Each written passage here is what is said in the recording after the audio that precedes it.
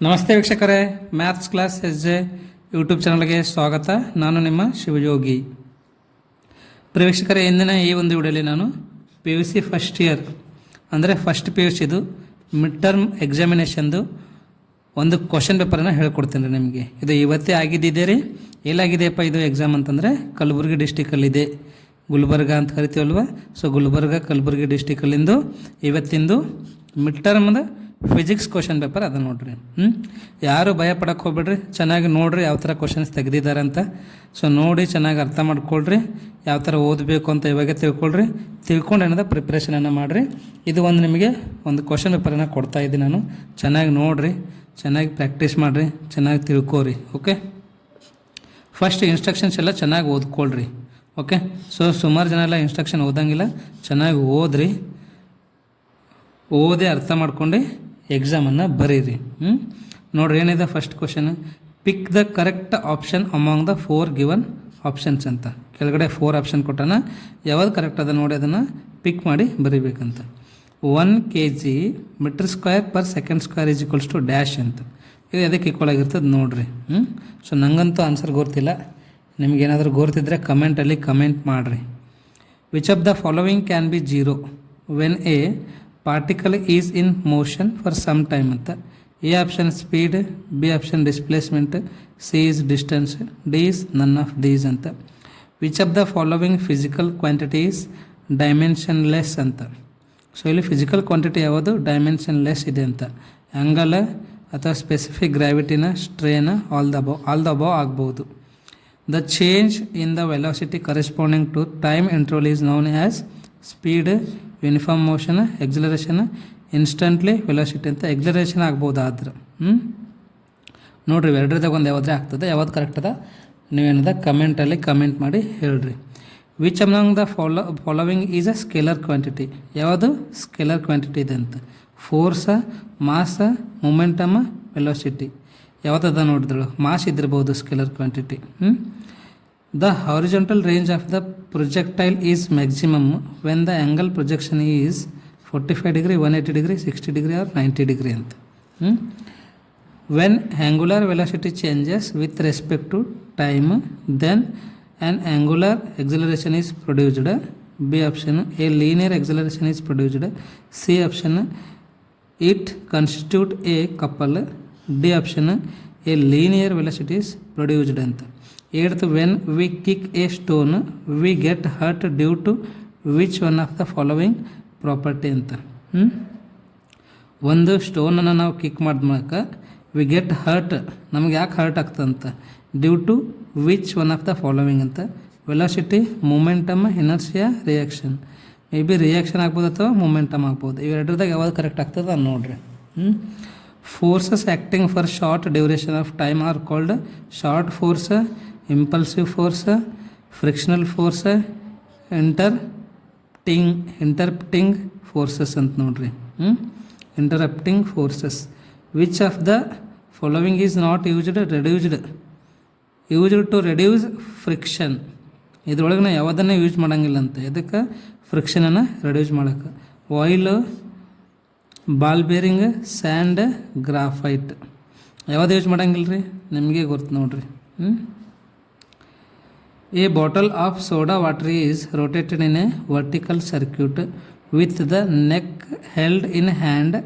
The air bubbles are collected ಅಂತ.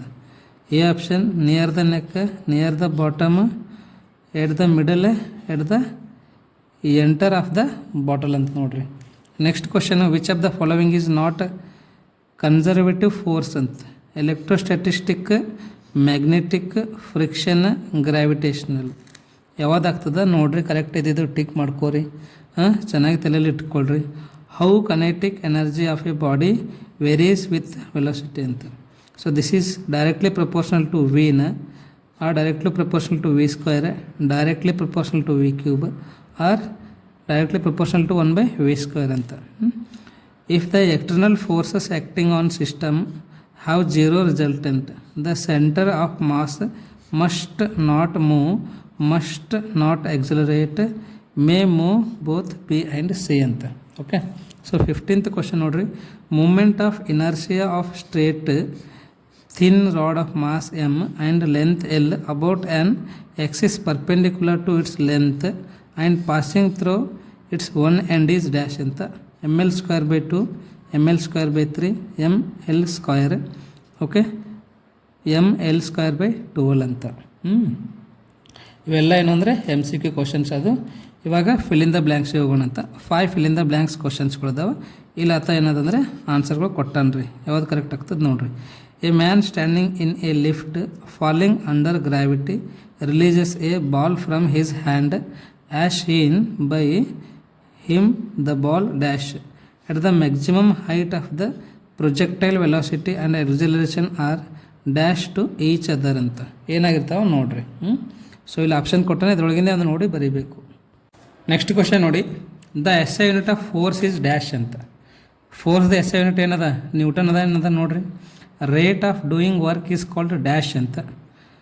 The point at which whole weight of the body is concentrated is called dash ಅಂತ. ಇವಾಗ 2 ಮಾರ್ಕಿನ questions ಹೋಗೋಣ. 5 questions ಬರೀಬೇಕು. Any 5 ಎಷ್ಟು questions ಕೊಟ್ಟಿದ್ದಾನೆ? 9 question ಕೊಟ್ಟಿದ್ದಾನೆ. What is S I unit of luminous intensity ಅಂತ ನೋಡ್ರಿ. ಅಮೌಂಟ್ ಆಫ್ ಸಬ್ಸ್ಟೆನ್ಸಸ್ ಇದ್ರದ್ದು ಎಸ್ ಐ ಯೂನಿಟ್ ಬರೀಬೇಕಂತ. Draw a position time graph velocity time graph for body moving with constant acceleration ಅಂತ. ಇವು fix question ಅದ ನೋಡ್ರಿ. ಇಂಥ ಕ್ವಶನ್ ಓದ್ಕೋರಿ. What are vectors give an example. Explain triangular law of vector addition. Mention any 2 types of inertia. Mention an expression for maximum safe speed of a vehicle on a level road and explain the symbols. Next question ಬಂದುಬಿಟ್ಟು define work done. Give an example for zero work done. What are elastic and inelastic collisions. Mention the factors on which movement of inertia of a body depends ಅಂತ. Next ನೋಡಿ part C. ಇಲ್ಲಿ ನಿಮಗೆ 3 ಮಾರ್ಕಿಂದ 5 questions ಬರೀಬೇಕು. ಎಷ್ಟು ಕೊಡ್ತಾನೆ ಅಂದರೆ ಇಲ್ಲೂ 9 ಕೊಡ್ತಾನೆ ನಿಮಗೆ. 0 to 8 ಅಂದರೆ 9 ಕ್ವಶನ್ ಆಗ್ತಾವೆ. 5 ಬರೀಬೇಕಂತ. State the number of significant figures in the following. 0.007 ನೋಡಿರಿ ಏನದ ನೋಡಿ ಬರ್ಕೋರಿ. ಬರೀರಿ ಇದ್ರದ್ದು ಆನ್ಸರ್ನು. Distinguish between speed and velocity. Derive an expression for centripetal acceleration ಅಂತ ನೋಡ್ರಿ. ಸೆಂಟ್ರಿಪಿಟಲ್ ಎಕ್ಸಲರೇಷನ್ದು ಎಕ್ಸ್ಪ್ರೆಷನನ್ನು ಡಿರೈವ್ ಮಾಡಬೇಕಂತ. A curve of railway line is banked at an angle of 30 degree. Find the maximum safe speed at which an engine must go round it if the radius of curve is 100 meter. Neglect friction and you can take g equal to 9.8 meter per second square. Gravity of earth ಇದ್ದಿರ್ಬೇಕು ನೋಡ್ರಿ ಇದು. Prove law of conservation of momentum in a closed and isolated system using Newton's third law of motion ಅಂತ. Next question ನೋಡ್ರಿ. Prove work energy theorem for a constant force. Derive an expression for potential energy of a spring using force displacement graph ಅಂತ. Define centre of mass. Mention the expression for centre of mass of system of 2 particles and explain the symbols ಅಂತ. State and explain perpendicular axis theorem ಅಂತ ನೋಡ್ರಿ. ಇವೆಲ್ಲ 3 ಮಾರ್ಕಿನ questions. ಇವಾಗ ಏನದ 5 ಮಾರ್ಕಿನ ಕ್ವಶನ್ಸ್ಗಳು ಅದಾವ್ರಿ. ಎಷ್ಟು ಬರೀಬೇಕಂತ? 3 ಬರೀಬೇಕಂತ. ಎಷ್ಟು ಕೊಟ್ಟಿದ್ದಾನೆ? 6 ಕೊಟ್ಟಿದ್ದಾನೆ ನೋಡ್ರಿ. So out of 6 you have to write any 3. Question is, consider a simple pendulum having bob attached to a string that oscillates under the action of gravity. Suppose that the period of oscillation of simple depend on its length 1, mass of the bob m and acceleration due to gravity is g. Derive an expression for its time period using methods of dimensions ಅಂತ ನೋಡ್ರಿ. Derive an expression v square equal to v naught square plus 2ax using vt graph use ಮಾಡಿ ಇದೊಂದು ಎಕ್ಸ್ಪ್ರೆಷನನ್ನು derive ಮಾಡಬೇಕಂತ. Where the terms have their usual meaning ಅಂತ ನೋಡ್ರಿ. Show that path traced by a projectile is parabola. State Newton's second law of motion. Hence derive F equal to ma. Force is equals to mass into acceleration ಇದೆ ಅಲ್ವಾ. So ಇದನ್ನು ನಾವು derive ಮಾಡಬೇಕಂತ, ಮತ್ತು Newton second law ಸ್ಟೇಟ್ಮೆಂಟನ್ನು ಹೇಳಬೇಕಂತ. Verify law of conservation of mechanical energy in case freely falling body. Derive an expression for torque in terms of angular moment of particle ಅಂತ ನೋಡ್ರಿ. Angular moment of a particle ಇಲ್ಲಿ ನೋಡ್ಬೇಕು ನಾವು ಅಂದರೆ ಎಕ್ಸ್ಪ್ರೆಷನನ್ನು derive ಮಾಡಬೇಕಂತ ಎದ್ರದ್ದು torque in terms of angular moment of particle. Next ನೋಡಿ ಇವು ನ್ಯೂಮರಿಕಲ್ಸ್ ಅದಾವೆ ರೀ, ಲೆಕ್ಕಗಳದಾವೆ. ಎಷ್ಟು ಅದಾವೆ? 4 ಅದಾವೆ. 4ದಾಗ ಎಷ್ಟು ಬರೀಬೇಕು? NE2 ಬರೀಬೇಕಂತ ಕೊಟ್ಟ ನೋಡ್ರಿ ಇಲ್ಲಿ NE2 ಅಂತ. ಸೊ ಡೈರೆಕ್ಟ್ ಆನ್ಸರ್ ಬರೆದ್ರೆ ಮಾರ್ಕ್ಸ್ ಕೊಡೋಂಗಿಲ್ಲ, ಯಾಕಂದರೆ ಅವೆಲ್ಲ ಇನ್ಸ್ಟ್ರಕ್ಷನ್ಸ್ ಎಲ್ಲ ಕೊಟ್ಟಿದ್ದಾನೆ. ಒನ್ ಟೈಮ್ ಚೆನ್ನಾಗಿ ನೋಡಿರಿ. A cricket ball is thrown at a speed of 28 meter per second in a direction of 30 degree above horizontal. Calculate maximum height, time of ascent, horizontal range ಅಂತ ಇವೆಲ್ಲವನ್ನ ಕಂಡುಹಿಡಿಯಿರಿ. The driver of the three-wheeler moving with a speed of 36 km per hour sees a child standing in the middle of the road and brings his vehicle to rest in 4.0 seconds just in time to save the child.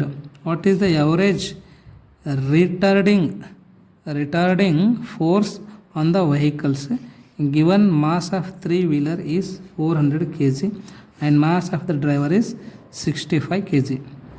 A man weighing 48 kg carries bag of 28 kg. He climbs to the top of building 100 meter tall in a 5 minute. Calculate work done by the man and his power ಅಂತ ನೋಡಿರಿ. ಯಾವ ಥರ questions ಕೇಳ್ತಾರೆ ನೋಡಿರಿ. Students ಇದನ್ನು mid term ಅದ, ಯಾರೂ ಭಯ ಪಡೋಕ್ಕೆ ಹೋಗ್ಬೇಡ್ರಿ. ಒಂದು ಒಳ್ಳೆ ಎಕ್ಸ್ಪೀರಿಯೆನ್ಸ್, ಒಳ್ಳೆ ಅನುಭವ ಕೊಡ್ತದೆ. ಎಷ್ಟಾಗ್ತದೆ ಅಷ್ಟು ಚೆನ್ನಾಗಿ ಓದಿ ಬರೀರಿ. ಇನ್ನೂ ಎನ್ಯುವಲ್ ಎಕ್ಸಾಮ್ ಇದೆ, ಎನ್ಯುವಲ್ ಎಕ್ಸಾಮಲ್ಲಿ ಚೆನ್ನಾಗಿ ಸ್ಕೋರ್ ಮಾಡಿದ್ರಂತೆ. ಇವಾಗ ಟೈಮ್ ಯಾವುದೇ ಕಾರಣಕ್ಕೆ ವೇಸ್ಟ್ ಮಾಡೋಕ್ಕೆ ಹೋಗ್ಬೇಡ್ರಿ.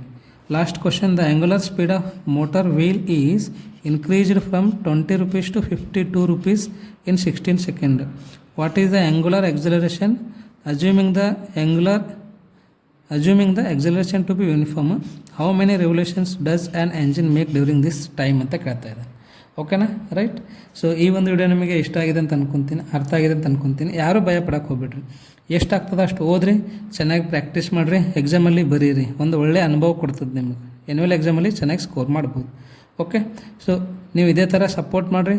ಮತ್ತು ಇದೊಂದು ವಿಡಿಯೋ ಲಿಂಕನ್ನು ನೀವು ಫ್ರೆಂಡ್ಸಿಗೆ ಶೇರ್ ಮಾಡಿರಿ. ಇನ್ನೂ ಸಬ್ಸ್ಕ್ರೈಬ್ ಆಗಿದ್ದಿಲ್ಲ ಅಂದರೆ ಈ ಕೂಡಲೇ ಸಬ್ಸ್ಕ್ರೈಬ್ ಆಗಿರಿ. ಮತ್ತು ಟೆಲಿಗ್ರಾಮಿಗೆ ಜಾಯ್ನ್ ಆಗಿರಿ, ವಾಟ್ಸಪ್ ಗ್ರೂಪಿಗೆ ಜಾಯ್ನ್ ಆಗಿರಿ. ಡಿಸ್ಕ್ರಿಪ್ಷನ್ ಒಳಗೆ ಲಿಂಕ್ ಕೊಟ್ಟಿನಿ, ಅವುಗಳನ್ನು ಯೂಸ್ ಮಾಡಿ ಜಾಯ್ನ್ ಆಗಿರಿ. ಈ ಒಂದು ವಿಡಿಯೋನ ಅಷ್ಟು ತನಕ ನೋಡೋದಕ್ಕೆ ನಿಮ್ಮೆಲ್ಲರಿಗೂ ತುಂಬ ಧನ್ಯವಾದಗಳು. Thank you. ಬಾಯ್.